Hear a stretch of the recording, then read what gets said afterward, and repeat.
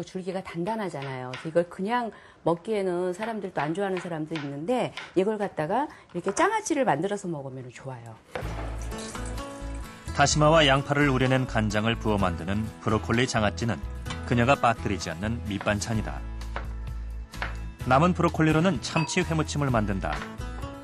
브로콜리를 지방질이 적은 생선의 단백질과 브로콜리를 함께 섭취하기 위해 개발했다는 홍예진 씨만의 요리. 그녀는 이렇게 매일 먹는 브로콜리가 암의 재발을 막는 데 도움이 될 것이라고 믿고 있다. 지금 아직 3년뿐이 안 됐어요. 이제 보통 보면은 5년 이제를 보고 주기를 5년을 보고 또 이제 그 다음에 10년을 보는데 지금은 뭐 3년뿐이 안 돼 갖고 지금이 가장 이렇게 신경을 많이 써야 될 시기라고 하더라고요. 암 환자들이 가장 즐겨 찾는 채소 중 하나가 브로콜리다. 해독 효소를 활성화시키고 다양한 종류의 암을 억제하는 브로콜리. 그렇다면 브로콜리를 먹었을 때 인체 내에서는 어떤 변화가 나타나는 것일까? 서울대학교 분자암예방연구실에서는 브로콜리의 암 예방 기전에 대해 연구하고 있다. 대상이 된 것은 인간의 유방상피세포. 배양된 유방상피세포에는 TPA라는 발암물질을 첨가한다. 그리고 실험군에만 설포라판을 추가해 세포 내에서 일어나는 단백질의 변화를 검사했다. 그 결과 해독효소를 분비하는 유전자가 활성화되고 있다는 것이 뚜렷하게 나타났다.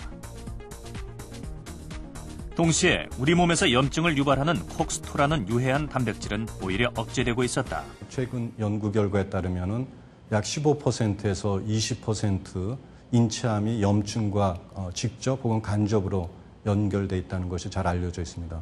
브로콜리에 있는 설포라판은 바로 그 염증을 유발하는 TP에 의해서 유도된 콕스2 유전자의 발현을 억제함으로써 염증 과정을 완화시키고 나아가 종양 촉진을 억제하는 것으로 생각할 수 있겠습니다. 지금까지의 연구 결과들을 살펴보면 설포라판은 피부암은 물론 폐암과 간암의 예방에도 효과적인 것으로 나타났다. 뿐만 아니라 여성암 1위인 유방암과 한국인 전체 암 1위를 차지하는 위암, 그리고 빠르게 증가하고 있는 대장암과 전립선암을 억제한다는 연구 결과들도 보고되고 있다. 특히 지난해 미국 국립암연구소에서는 남성들의 채소 과일 섭취와 전립선암과의 관계에 대한 연구 결과를 발표했는데 이에 따르면 전립선암을 예방하는 가장 효과적인 식품 중 하나가 브로콜리였다. 특히 큰 효과를 보인 것이 3, 4기 전립선암 환자들이었는데 월 5회 이상 브로콜리를 섭취하는 경우 1회 미만에 비해 재발률이 45%나 낮은 것으로 나타났다. 전 세계에서 이루어진 역학 조사들을 종합해 볼 때 일주일에 브로콜리 500g 정도를 섭취하면 대략 50% 정도 암의 발생률이 낮아진다고 알려져 있습니다. 평상시 우리 인체의 면역 체계는 일반적으로 최대의 효율로 작용하지 못하고 있습니다. 그런데 설포라판과 같은 물질은 우리 인체의 면역 능력을 극대화시켜서 암이나 다른 독성 물질로부터 몸을 보호해 준다는 것이 증명됐다는 점에서 매우 중요하다고 볼 수 있습니다. 그렇다면 브로콜리의 영양 성분들을 가장 효과적으로 섭취하는 방법은 무엇일까? 제작진은 한 대학의 식품공학과 연구진과 함께 브로콜리의 부위별 그리고 조리 방법에 따른 항산화력과 설포라판 함량을 비교해보기로 했다. 먼저 브로콜리의 성분을 추출하는 작업이 이루어졌다. 그리고 만들어진 추출물을 DPPH 시약에 떨어뜨려 항산화력을 측정했다. 시약이 노랗게 변한다는 것은 항산화 작용이 일어나고 있다는 의미로 보라색이 옅어질수록 항산화력이 강하다는 뜻이다. 실험 결과 가장 강력한 항산화 효과를 보인 것은 새싹 그리고 꽃과 줄기순이었다. 설포라판의 함량도 마찬가지였다.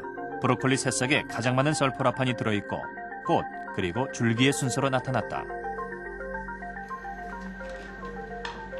그렇다면 조리법에 따라서는 어떻게 달라질까? 우리가 흔히 먹는 것처럼 브로콜리의 꽃부분을 끓는 물에 데치고 스팀에도 쪄보기로 했다. 그 결과 브로콜리 생것의 설포라판 함량은 15.4mg, 그런데 끓는 물에 3분간 데치자 그 양의 3분의 1 정도로 줄어들었다.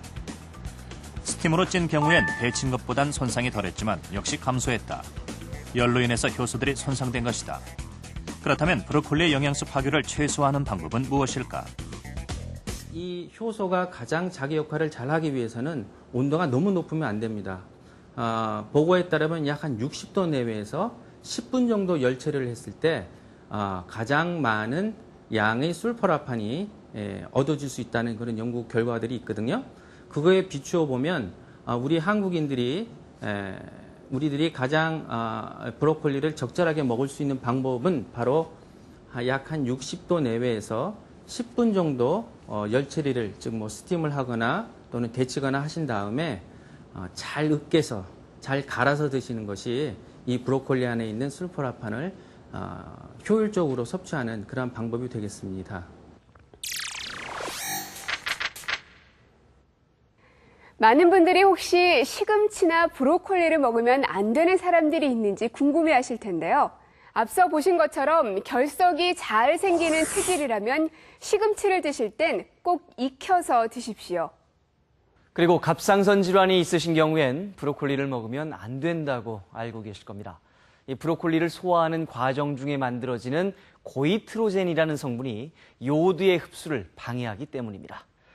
하지만 전문가들에 따르면 일주일에 2-3번 브로콜리 한 송이 정도를 먹는 것은 아무 문제가 없다고 합니다. 이때도 익혀서 먹는다면 그 위험성을 더욱 낮출 수 있습니다. 브로콜리와 시금치가 좋은 마지막 이유. 그건 우리 주변에서 쉽게 구할 수 있다는 것과 가격이 저렴하다는 것입니다. 또한 다양한 반찬으로 늘 먹을 수 있다는 것이 큰 장점인데요. 이번 여름을 더욱 건강하게 보내기 위해 내일 저녁상에 브로콜리와 시금치 요리 한 가지씩 올려보시죠.